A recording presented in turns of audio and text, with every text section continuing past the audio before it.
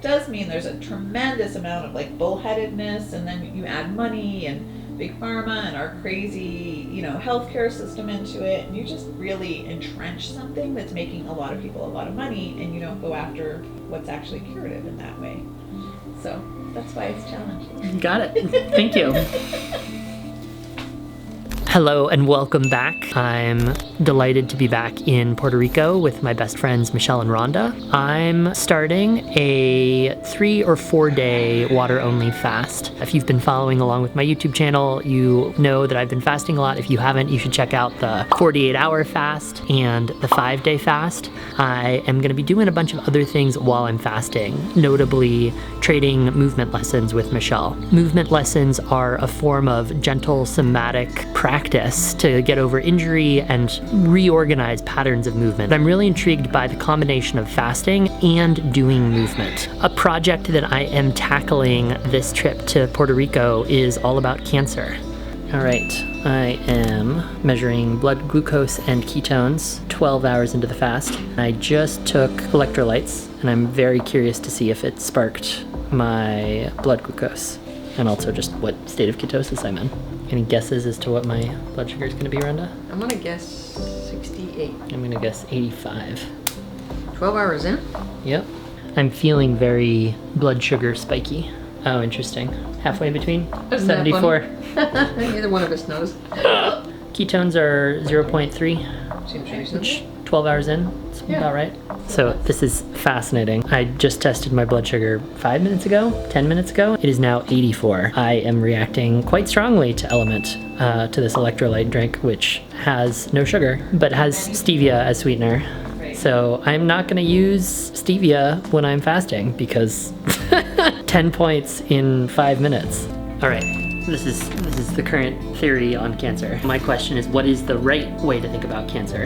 And Michelle is suggesting that the right way to think about cancer might be there's toxicity, whether that is externally in the environment or internally in our cells caused by bacteria, viruses, physical damage, whatever it's caused by, which then influences the internal characteristics of the cell and the extracellular fluid, right? So the environment internal to our bodies within and around cells. And that then inspires the cells to change. So like the cells are no longer cooperating with each other, but instead they're going against each other, which is what essentially cancer is. But if you want to fix your particular cancer, going after the genes doesn't help you. Oh, interesting. And so the history of cancer treatment is going after the genes. Right, which doesn't work. So chemo, radiation, all our kind of quote standard treatments knock down the initial insult to your elbow, right? The tumor gets but they don't get to the underlying cause. They don't get to the root cause. They don't get to the root cause, and so then, chances are you're going to have a recurrence. Because even if you get great tumor response and you get all of these things to go down, you have not cured the cancer, the underneath problem. Right. In our current mode, once your cancer has metastasized, meaning it's gone from its one starting place to somewhere else in your body, chemo, radiotherapy, all the different things, is only going to prolong your life. It's not going to cure it. And it's not going to get to the reason why the cancer occurred in the first place. That's correct. Then it's up to you to figure out what to do for yourself and your body, because it's not going to be figured out there. Yep. Does mean there's a tremendous amount of like bullheadedness, and then you add money and big pharma and our crazy, healthcare system into it, and you just, you really entrench something that's making a lot of people a lot of money, and you don't go after what's actually curative in that way. So that's why it's challenging. Got it. Thank you. Okay, 7:40. I've been up for 40 minutes. Any guesses to blood sugar? I guess 72. I'm gonna guess 75.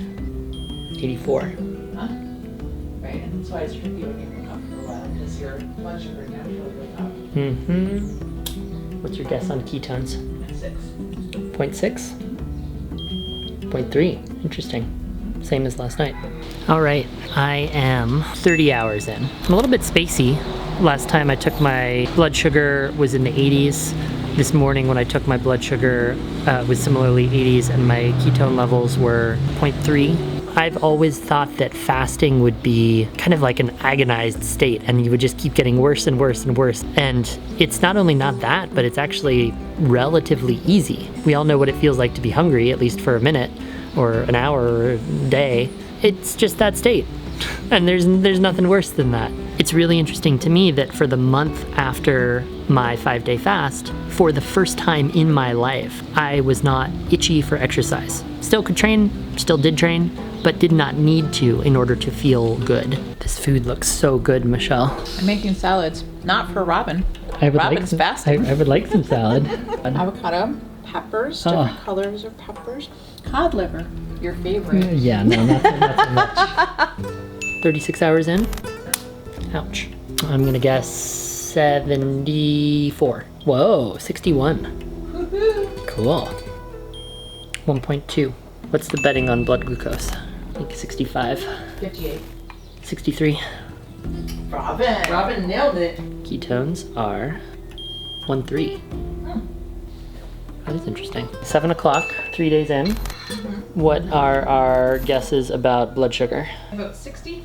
Yep, I was gonna say 60. I think 55. 68. Woohoo! 68. 2-0. 2-0. Interesting. Lower than I would have guessed. All right. I'm day 3 of the fast. I'm planning to break my fast tomorrow. I'm going into the freezer and I'm looking for all of the food that I'm going to eat tomorrow. Oh my God. All right. Stopped eating Thursday morning. It is now Sunday morning. I'm gonna take my blood sugar and my ketone levels. Did not sleep well last night. I slept quite poorly. I'm gonna guess blood sugar is 55. Blood sugar is 62. Ketone levels, 2-0. Lower than expected. Still deep therapeutic ketosis. I am gonna break my fast today. So we've got a whole chicken with a ton of vegetables. We have also buco, ton of vegetables. And for the omelets, that's the first step. Omelets. Yum. Oh, butter. Makes everything better. Using a little bit of pesto. I was like, taste. I want to taste everything. This is first bite of this beautiful omelet that Michelle has been teaching me how to make. I am so excited for food.